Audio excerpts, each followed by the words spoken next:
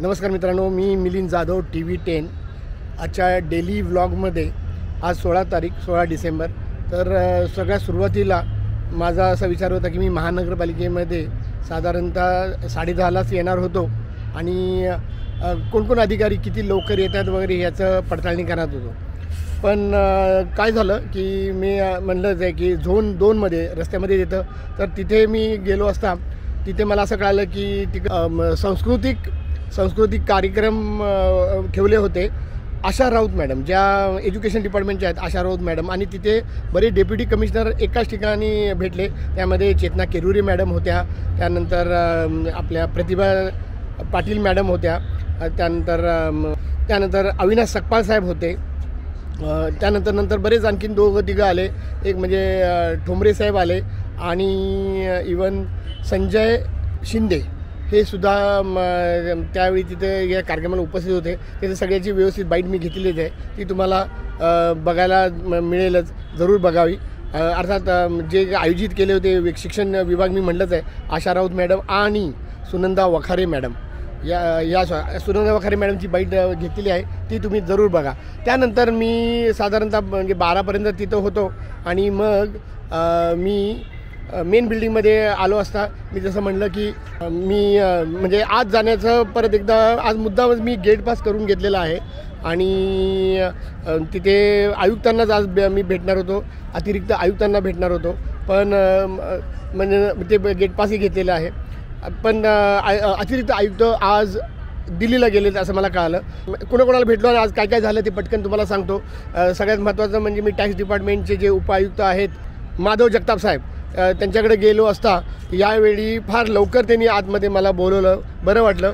आणि त्यांच्याकडे 2च माझे मुद्दे होते। एक 5,500 कोटीचं जे प्रलंबित जे प्रॉपर्टी टॅक्सचं आहे त्याचं नक्की आजचं स्टेटस काय आहे, त्यातले किती मिळालेत नाही मिळाले याच्याबद्दल त्यांना विचारलं। परत एकदा मला असं योग्य उत्तर मिळालेलं नाही आहे की फार मोठा प्रकार असल्यामुळे त्याला जरा वेळ लागणार आहे। मी म्हटलं कधीतरी मला तुम्ही ती फिगर देणार आहात का, 1 महिना 2 महिना 3 महिना?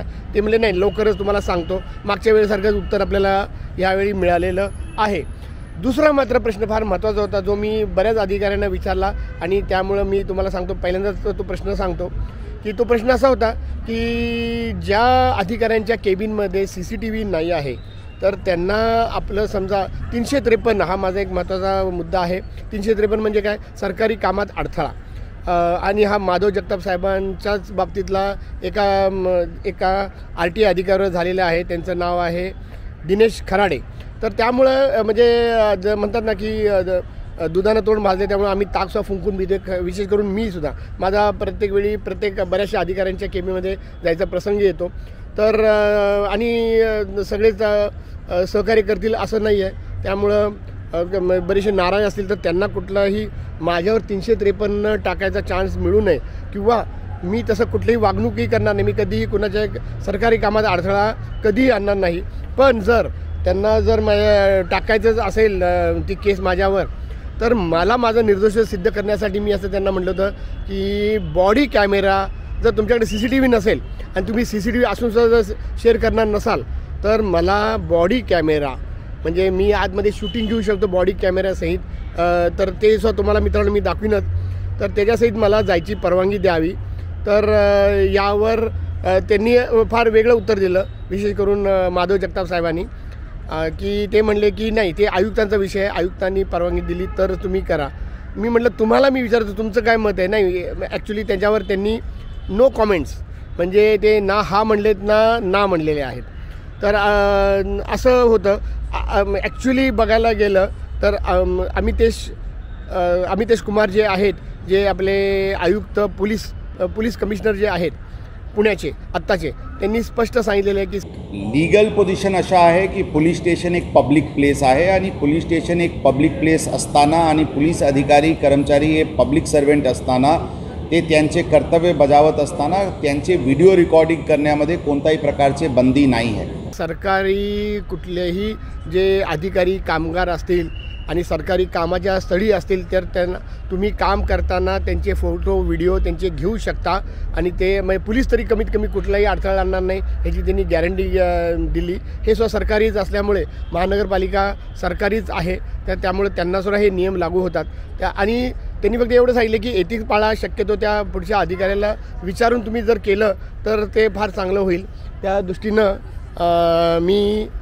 मी असं ठरवलं की अधिकाऱ्यांना विचारणार, अधिकारी नाही म्हणले ना तर त्याची नावं तुम्हाला मी सांगणार आहे।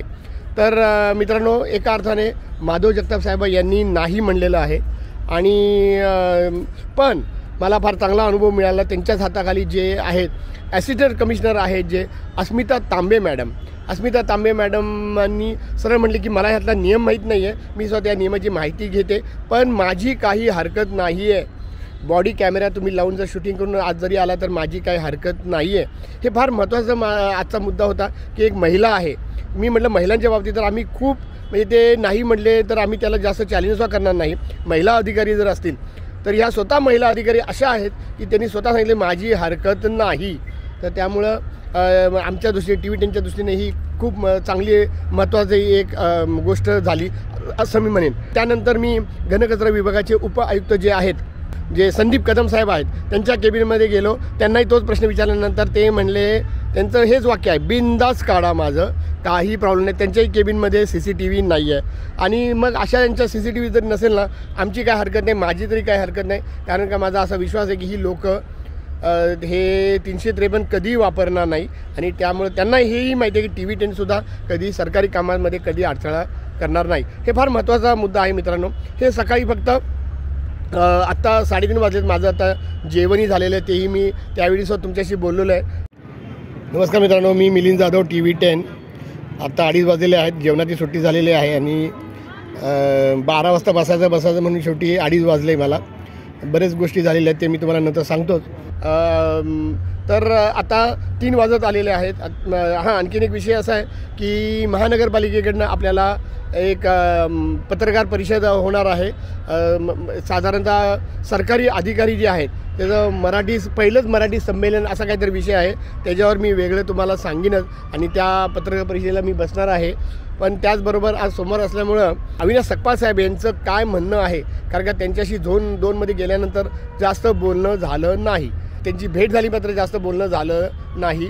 तर त्यांचासुद्धा हा विषय आहे की सोमवारी आणि गुरुवारी मिलिंद जाधव म्हणजे TV10ला बसायची परवानगी नाही असा हा त्यांचं म्हणणं होतं। मी त्यांना त्यावेळीचं लेखी मागितलं होतं आणि मी लेखी दिल्याशिवाय मी का ऐकावं, म्हणजे ते कुठलाही अधिकारी जर सांगत असेल तर ते म्हणजे आयुक्तांचं ते नाव घेतात, पण माझा असा विश्वास नाही की आयुक्त असं काहीतरी चुकीचं सांगतील। तरी मी आयुक्तांना एकदा विचारणार आहे आणि आयुक्तांनी जर नाही म्हटलं तर मी जास्त नियमावर बोट ठेवणार नाही आहे मित्रांनो, कारण का मला आयुक्तांना नाराज करायचं नाही आहे। पण त्याचबरोबर मी त्यांना हे विचारणार मात्र, सर असं का तुम्ही म्हणजे असं का अडवता, जे अगदी म्हणतात ना की जनता दरबारसारखं आहे तिथं सोमवार आणि गुरुवार हा नागरिकांचा हक्काचा दिवस आहे आयुक्तांना भेटण्याचा, तर आणि त्यांना शूटिंग काढायचं सुद्धा पूर्ण परमिशन आहे, पण कमीत कमी बसायला तरी परवानगी द्या। जर मी काही चुकीचं करत असेल एक माणूस म्हणून माझ्याकडनं ते चूक होऊ शकते, मागे झाली असू शकेल, तुम्ही जर मला ती सांगितली तर मी ती करणार नाही। मी कुठल्याही कामामध्ये तुमच्या दखल देणार नाही, पण मी कोपऱ्यात बसून मला त्या सर्व जे काही तक्रारी येत आहेत त्या कसल्या प्रकारच्या तक्रारी त्याचा मी अभ्यास करत आलेलो आहे, मागंसुद्धा करत आलेलो आहे आणि आयुक्तांनासुद्धा मी परवानगी घेतलेली आहे। पण हे अधिकारी का परवानगी देत नाही नंतरचे अधिकारी हे मला आज तगात कळलेलं नाही आहे। तर असा हा सगळा विषय आहे। तर याची काय होतं आहे अजून ते होणार नाही, म्हणजे त्या आता दोन्ही वेळ एकत्र झालेले आहेत। 3:30 ते 5:30 ती मीटिंग असते, अर्थात 5ला प्रेस कॉन्फरन्स आहे। तर त्याचं काय होतं आहे हे मी तुम्हाला उद्या किंवा परवा तुम्हाला माझ्या दुसऱ्या बाईटमध्ये बघायला मिळेलच। मी मिलिंद जाधव आणि तुम्ही बघत आहात TV10 डेली व्लॉग।